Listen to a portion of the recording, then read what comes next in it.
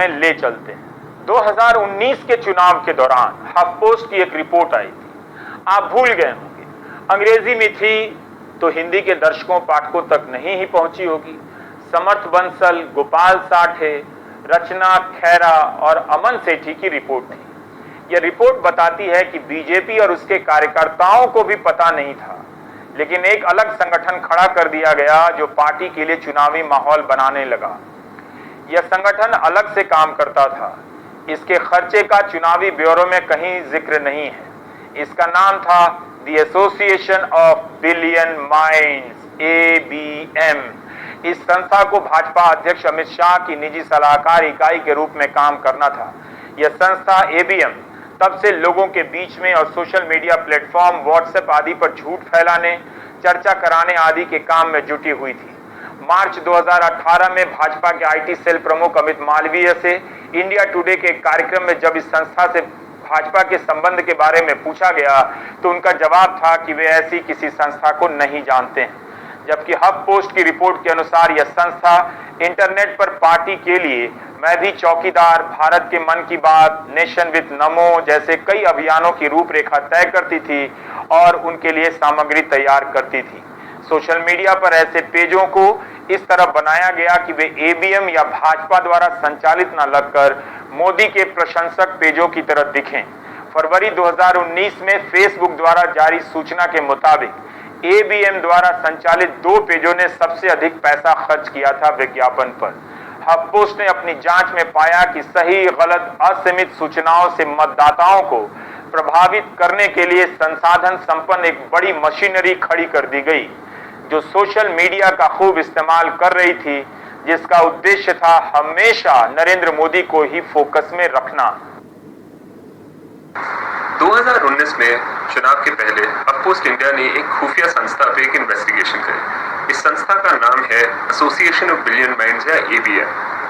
ABM जो है 2017 से बीजेपी की इन हाउस इलेक्शन कंसल्टेंसी है। ABM के लोगों ने हमें बताया कि वो डायरेक्ट अमित शाह जी को रिपोर्ट करते हैं। ABM की फंडिंग जो है बीजेपी के डोनरों से आती है, लेकिन पब्लिकली बीजेपी के लीडर कहते हैं कि उनको ABM के बारे में कुछ नहीं पता। अमित मालवीय बीजेपी के IT सेल के हेड ऑन रिकॉर्ड बोल चुके हैं कि उनको पता नहीं कि ABM क्या है। तो क्या है ये ABM और ये क्या करती है? हमारे इन्वेस्टिगेशन में पता चला कि उस समय ABM में एटलीस्ट 160 एम्प्लॉय थे। वो ऑफलाइन कैंपेन्स भी कोऑर्डिनेट करते थे और ऑनलाइन कैंपेन भी कोऑर्डिनेट करते थे। ऑनलाइन कैंपेन में वो काफ़ी सारे फेसबुक पेजेस चलाते थे। आपके दर्शकों ने इनके कुछ नाम सुने होंगे, जैसे भारत पॉजिटिव, भारत की मन की बात, नेशन विद नमो, जो दूर से या ऊपर से लगते हैं कि कोई मोदी प्रेमी भक्त ने बनाए हों, पर एक्चुअली ये पेड एम्प्लॉयज का काम है जो ABM के लिए काम करते हैं। ये जो फेसबुक पेजेस हैं जिनको लाखों लोग फॉलो करते हैं, ये कई सारा फेक न्यूज़ भी फैलाते हैं और शेयर करते हैं, जो लोग आगे शेयर करते हैं। मैं एक उदाहरण देता हूँ। जैसे 2018 के कर्नाटका के चुनाव के पहले ABM ने कई सारे पेजेस रजिस्टर किए जिनके नाम मीडिया हाउसेस से मिलते जुलते थे, जैसे कि बेंगलुरु मिरर, बेंगलुरु टाइम्स। ये जो साइट्स थे ये फेक न्यूज़ छापते थे अपने वेबसाइट पे। फिर इनके खुद के फेसबुक पेज थे जिन पे वो आगे और फेक न्यूज़ शेयर करते थे। ये जो है फेसबुक की कम्युनिटी गाइडलाइंस के खिलाफ है। फेसबुक का एक टेक्निकल टर्म है इसके लिए, इसका नाम है कोऑर्डिनेटेड इनऑथेंटिक बिहेवियर। इसका मतलब ये है कि आप कई सारे पेजेस से इतना फेक न्यूज़ क्रॉस पोस्ट करके क्रिएट कर रहे हैं कि कोई भी रीडर एक फेक न्यूज़ की भूल भुलैया में फंस जाए और वो पता ना कर पाए कि ये न्यूज़ कहाँ से आया है। तो आप एक जगह देखेंगे कि कहीं और छपा था, वहाँ देखेंगे कि एक तीसरी जगह छपा था, तो आपको लगेगा कि ये एक जेन्युइन न्यूज़ है जो कई सारी जगह छप चुकी है और बहुत चर्चा हो रही है, लेकिन ये इनफैक्ट एक कोऑर्डिनेटेड अटैक है। हमने अपनी इन्वेस्टिगेशन के रिजल्ट्स फेसबुक के साथ शेयर किए थे। उनने हमारी बात तो सुनी, पर एंड में कोई एक्शन नहीं लिया जहां तक हम जानते हैं। चुनाव आयोग की जुबान से ही आपने कई बार सुना होगा कि चुनाव फ्री एंड फेयर होंगे, मुक्त और निष्पक्ष, बगैर किसी दबाव और प्रभाव के। आयोग की जवाबदेही है कि देखे, लेकिन उसकी नजर से बचने के ये सब तरीके हैं। ये बात सुनने में तुरंत ठीक लगती है कि जब जनता के बीच कोई नेता या सरकार इतनी लोकप्रिय है तो विपक्ष आरोप लगाता है, रोना रोता है अपनी हार का।